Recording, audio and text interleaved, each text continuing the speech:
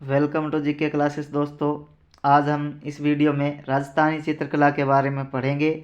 तो यदि आप हमारे चैनल पर पहली बार आए हो तो चैनल को सब्सक्राइब ज़रूर कर लें, जिससे आने वाले हर वीडियो का नोटिफिकेशन आपको मिल सके। और वीडियो को लाइक और वीडियो को शेयर भी ज़रूर करें।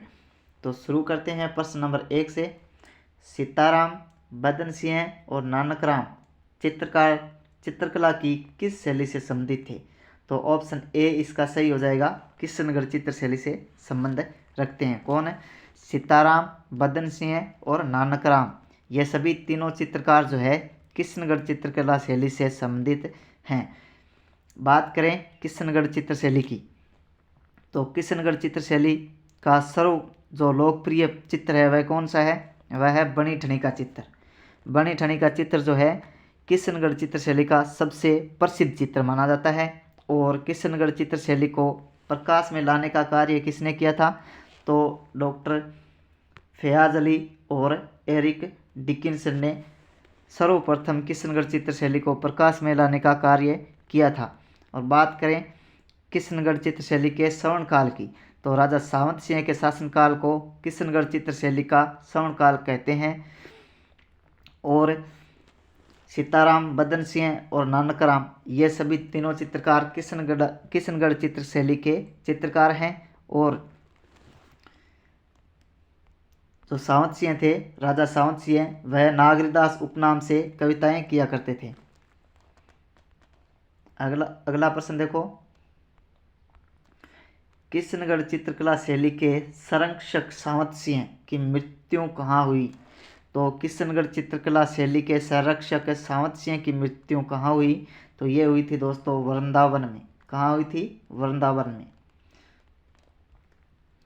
अगला प्रश्न देखो। किसके दरबार में निहालचंद आधिकारिक दरबारी चित्रकार के रूप में कार्यरत था?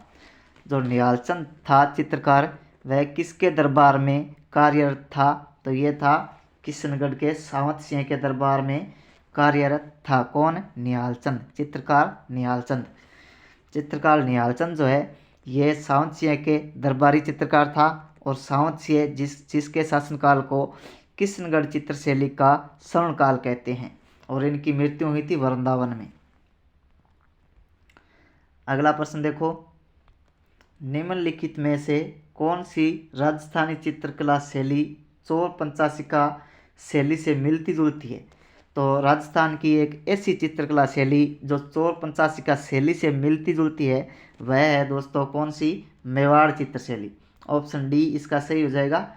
मेवाड़ शैली जो है चौर पंचाशिका शैली से मिलती जुलती चित्र शैली है राजस्थान में।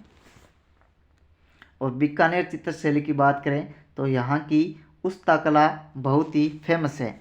और किशनगढ़ चित्र शैली की अपन बात कर चुके हैं। किशनगढ़ चित्र शैली को प्रकाश में लाने का कार्य किसने किया था? डॉक्टर फयाज अली और एरिक डिकिंसन ने। और एरिक डिकिंसन ने जो बनी ठनी के चित्र है उनको भारत की मोनालिसा की संज्ञा दे दी थी। ये भी ध्यान में रखना। अगला प्रश्न देखो। चावंड चित्रकला शैली का विकास किस क्षेत्र में हुआ?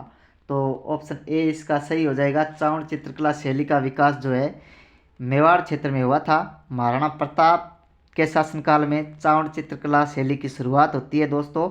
और इसका स्वर्णकाल जो है महाराणा अमर सिंह प्रथम के शासनकाल को कहा जाता है। अगला प्रश्न देखो।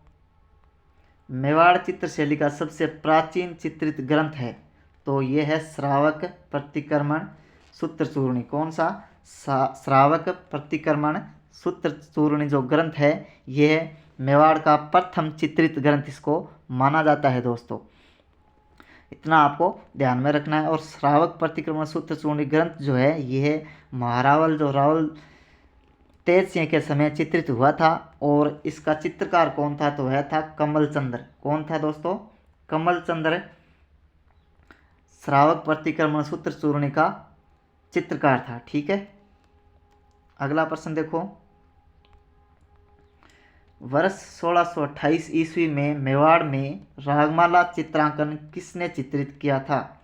वर्ष 1628 ईस्वी में मेवाड़ में रागमाला चित्रांकन किसने चित्रित किया था?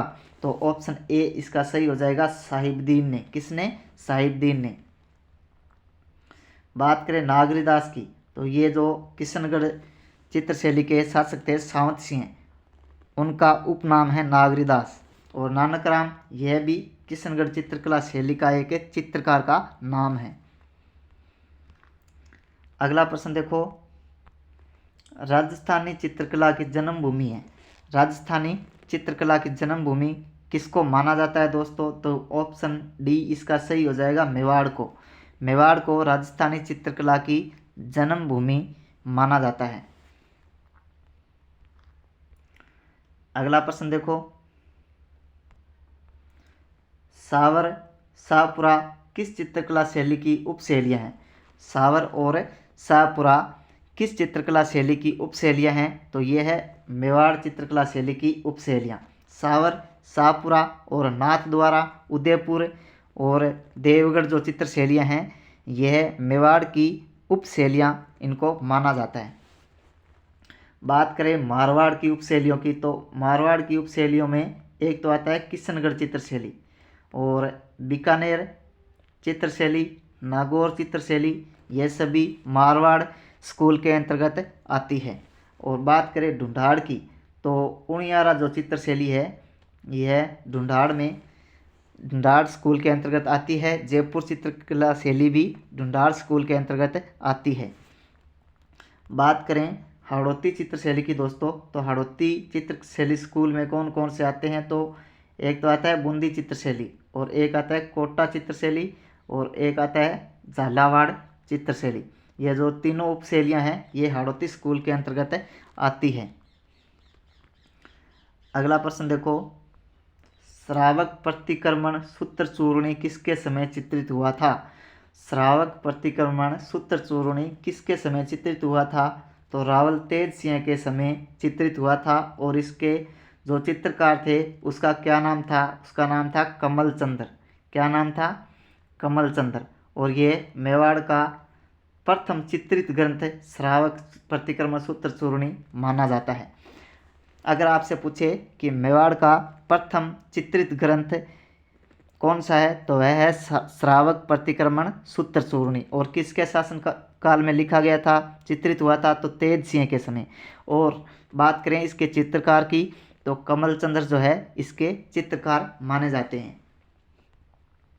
अगला प्रश्न देखो, मालती माधव के चित्र हैं। मालती माधव के चित्र किस चित्रकला शैली के हैं? तो यह है मेवाड़ चित्रकला शैली के। किस शैली के? मेवाड़ चित्रकला शैली से संबंध रखते हैं मालती माधव के चित्र। ये आपको याद रखना है, क्योंकि ये जो सभी प्रश्न हैं मैं आपको करवा रहा हूँ, ये किसी न किसी एग्ज़ाम में आए हुए प्रश्न हैं, वही मैं आपको करवा रहा हूँ। तो मालती माधव, ये प्रश्न भी एक एग्ज़ाम में पूछा गया था। तो मालती माधव के चित्र मेवाड़ शैली से संबंध रखते हैं। बात करें बूंदी चित्रशैली की, तो सबसे ज़्यादा राजस्थान में पशु पक्षियों के चित्रण जो है बूंदी चित्रशैली की विशेषता है। और किशनगढ़ चित्रशैली का सबसे प्रसिद्ध जो चित्र है वह है बनी ठनी, जिस पर 5 मई 1973 को 20 पैसे का डाक टिकट जारी हुआ था। अगला प्रश्न देखो, निम्नलिखित में से कौन सा चित्रकार चित्रकला की मेवाड़ शैली से संबंध रखता था? तो निम्नलिखित में से कौन सा चित्रकार चित्रकला की मेवाड़ शैली से संबंध रखता था? तो ये है ऑप्शन बी, इसका सही हो जाएगा साहिबदीन। साहिबदीन जो है ये मेवाड़ चित्रशैली का एक प्रमुख चित्रकार था। कौन है? साहिबदीन। बात करें रकनुद्दीन, तो ये बीकानेर चित्रशैली का प्रमुख चित्रकार था। साहिब राम, इस साहिब राम के बारे में मैंने आपको बहुत कुछ बताया है। साहिब राम वही साहिब राम है जो आमेर के शासक ईश्वरी सिंह का आदमकद चित्र सर्वप्रथम बनाता है, साहिब राम। और आदमकद चित्रों की शुरुआत करने वाला भी साहिब राम था। तो ये आमेर चित्रकला शैली से संबंधित इनको माना जाता है। किनको? साहिब राम को। और नानक राम को, तो यह किशनगढ़ चित्रकला शैली का एक चित्रकार है। अगला प्रश्न देखो, निम्नलिखित में से कौन सा सही सुमेलित नहीं है? तो एक तरफ दे रखे हैं शासक और एक तरफ दे रखा है चित्रकला शैली।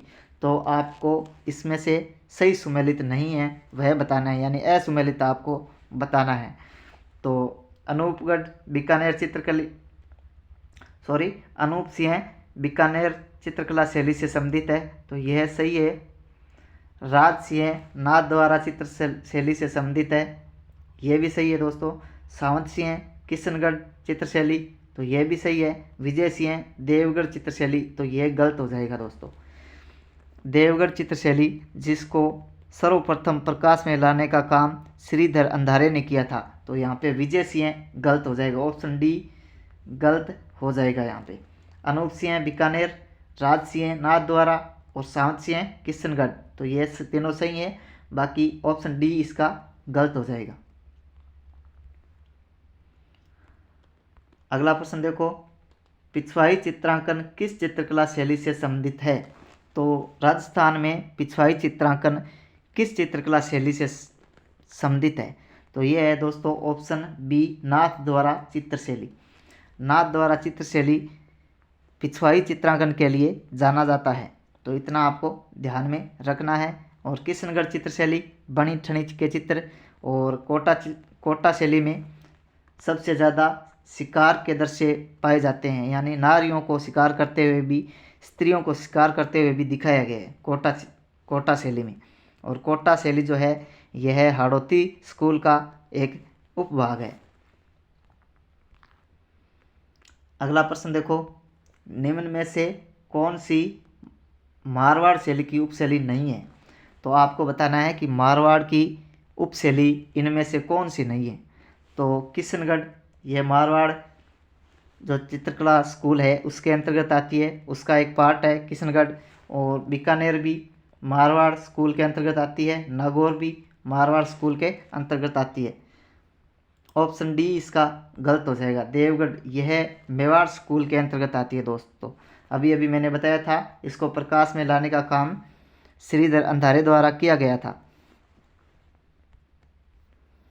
ऑप्शन डी इसका गलत हो जाएगा। तो आज के लिए इतना ही दोस्तों। वीडियो अगर अच्छा लगा है तो वीडियो को लाइक और वीडियो को शेयर ज़रूर करें। यदि आप हमारे चैनल पर पहली बार आए हो तो चैनल को सब्सक्राइब ज़रूर करें, जिससे आने वाले हर वीडियो का नोटिफिकेशन आप तक पहुंच सके। जय हिंद, जय राजस्थान।